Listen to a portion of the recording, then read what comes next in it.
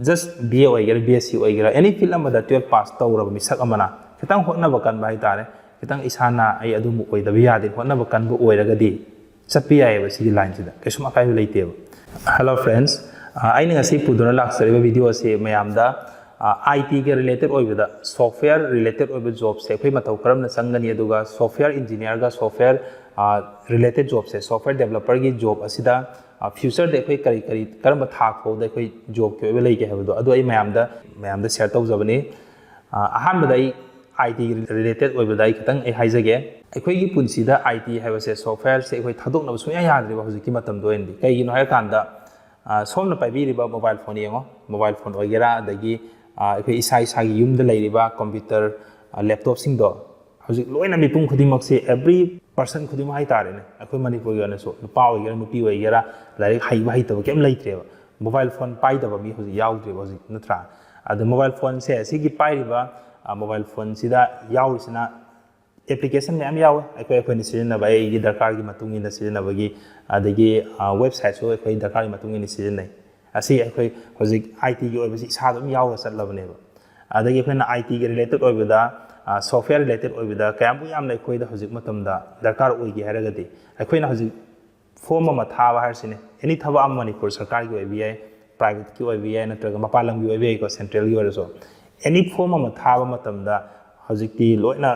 website ki through in tawre akhoi ngasi degi sahi 10 gi mamang de paper tawraga dumain tharambado post ga thanarambado hojikti post ki mathosu ka hena leraktre ko haidi loina email thanare ayamba adagi job am apply tawgi haiso hojik loina ayambana online de application tawra ngata ne adoi tardi yango akhoi gi punsi da hojik software se website natraga application se kayam yamna dakar oigi habado akhoi kitang yengone khallaga yam thin dakar oibne ko hojik matamda adudi aina laksaningi sida hariba sigi website developer aduga software developer ga related oiba line sida kamaini khoi thabak changani habadune kamain thabak changani aduga masi thabak changa matungda khoi future sema yagadra ko akhoi gi career si sema yagadra habada ai laksage mayamda request tawjari video se loi ho yang video yamna kanaba video oine khanjai ko ai wakal so hawala iba khoi gi na sing like tambi be student sing gi yamna important oiba hojiki matamda thau phangde habagi samasya gi marak se sigi marak sida yanthina kana gani habagi ai wakhandu sai mayam da thamjari mayam na loi phoi yeng video du punna khoi video se gi kana bu dai lomina se do haijage software related oiba pot se sigi software related oiba pot sida adomna any 12 pass tawba aduga masi khoina engineering tam da haiba adu related oide ko kain hoi kanda just BA oigera BSc oigera any field amada 12 pass tawraba misak amana kitang hotna bakan bai tare kitang isana ai adu mu oidabi yade hotnaba kanbu oiragadi chappi yaiba sigi line sida kesuma kai leiteba adu sigi line chappa se sida kamai tawne kanda karam skill tamgane hada ai haijageba any misak amana mase software developer oigi hai taradi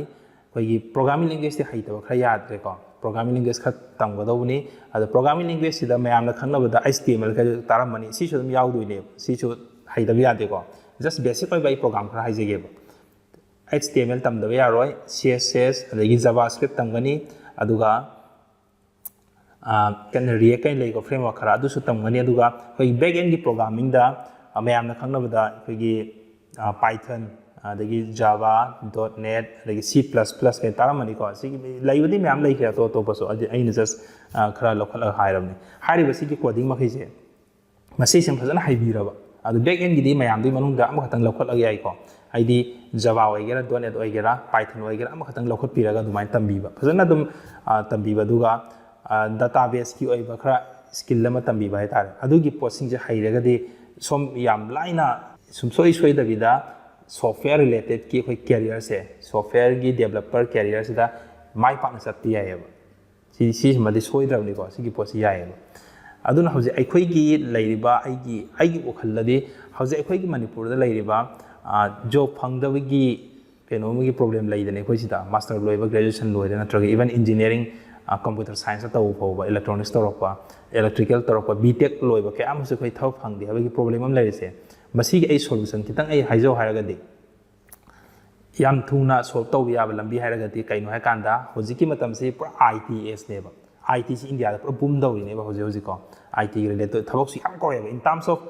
thousand neba software related ki thabak ko software engineer thabak ko se ꯑꯗꯨ ꯑꯣꯏꯇꯥꯔꯗꯤ ꯑꯩꯈꯣꯏꯅ ꯊꯕꯛꯇꯤ ꯀꯧꯔꯕꯅꯤꯅ ꯀꯧꯔꯤ ꯃꯌꯥꯝꯁꯤꯗꯤ ꯑꯩꯈꯣꯏꯅ ꯀꯃꯥꯏꯅ ꯆꯪꯒꯅꯤ ꯍꯥꯏ ꯀꯥꯟꯗ ꯍꯧꯖꯤꯛꯀꯤ ꯍꯥꯏꯔꯤꯕ ꯁ꯭ꯀꯤꯜꯁꯤꯡ ꯁꯤ ꯑꯃ ꯇꯝꯕꯤꯔꯦꯗꯅ ꯁꯤ ꯊꯥ 5 ꯊꯣꯛꯇ ꯍꯩꯕ ꯌꯥꯕ ꯄꯣꯠ ꯉꯥꯛꯇꯅꯦꯕ ꯁꯤꯒꯤ ꯁ꯭ꯀꯤꯜꯁꯤꯡꯁꯦ ꯇꯝꯕꯤꯔ ꯃꯇꯨꯡꯗ ꯑꯗꯨꯃꯥꯏꯅ ꯑꯩꯈꯣꯏ ꯖꯣꯕ ꯂꯦꯁ ꯑꯣꯏꯕꯒꯤ ꯄ꯭ꯔꯣꯕ꯭ꯂꯦꯝꯁꯤ ꯁꯣꯜꯕ ꯇꯧꯕ ꯌꯥꯏꯑꯕ ꯑꯆꯧ ꯑꯆꯧꯕ MNC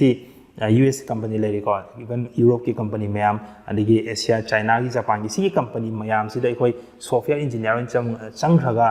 ꯑꯩꯈꯣꯏꯒꯤ ꯄꯨꯟꯁꯤ ꯑꯩꯈꯣꯏꯒꯤ ꯀꯦꯔꯤꯌꯔꯁꯦ ꯐꯖꯅ ꯑꯗꯨꯝ ꯃꯥꯏ ꯄꯥꯛꯅ ꯁꯦꯝꯈꯤꯕ ꯌꯥꯕ ꯄ꯭ꯔꯣꯐꯦꯁꯟ ꯑꯣꯏꯅ ꯇꯧꯈꯤꯕ ꯌꯥꯏꯌꯦ ꯑꯗꯨ ꯑꯣꯏꯇꯥꯔꯗꯤ ꯈꯤꯇꯪ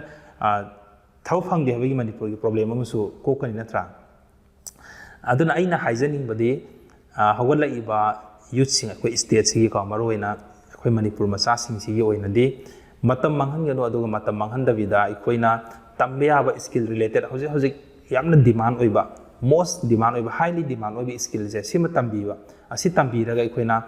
ꯑꯩꯈꯣꯏꯒꯤ ꯀꯦꯔꯤꯌꯔꯁꯦ ꯃꯇꯝ ꯃꯥꯡꯍꯟꯗꯕꯤꯗ ꯑꯩꯈꯣꯏ ꯅꯍꯥ ꯑꯣꯏꯅꯀꯣ ꯆꯍꯤ 30 ꯐꯥꯎꯕ 40 ꯐꯥꯎꯕ ꯑꯩꯈꯣই ꯊꯕꯛ ꯊꯤꯔꯤꯅ ꯂꯩꯕꯗꯣ ꯅꯠꯇꯕ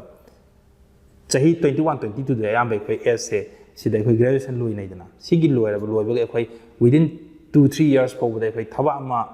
ꯑꯦꯅꯤ ꯄ꯭ꯔꯥꯏꯚꯦꯠ ꯁꯦꯛꯇꯔꯗ ꯑꯣꯏꯔꯒꯁꯨ ꯈꯔ ꯆꯥꯎꯕ ꯑꯣꯔꯒꯅꯥꯏꯖꯦꯁꯟ ꯀꯣ MNCꯒꯨꯝꯕ ꯑꯗꯨꯒꯨꯝꯕ ꯑꯃꯗ ꯆꯪꯉꯒ ꯑꯩꯈꯣꯏ ꯀꯦꯔꯤꯌꯔ ꯁꯦꯝꯅꯕ ꯇꯧꯁꯦꯕ ꯑꯩ ꯃꯁꯤꯅꯤ ꯑꯩꯈꯣꯏ ꯌꯥꯝꯅ ꯃꯔꯨꯑꯣꯏꯅ ꯑꯩꯅ ꯃꯌꯥꯝꯗ ꯍꯥꯏꯖꯅꯤꯡꯉꯤꯁꯦ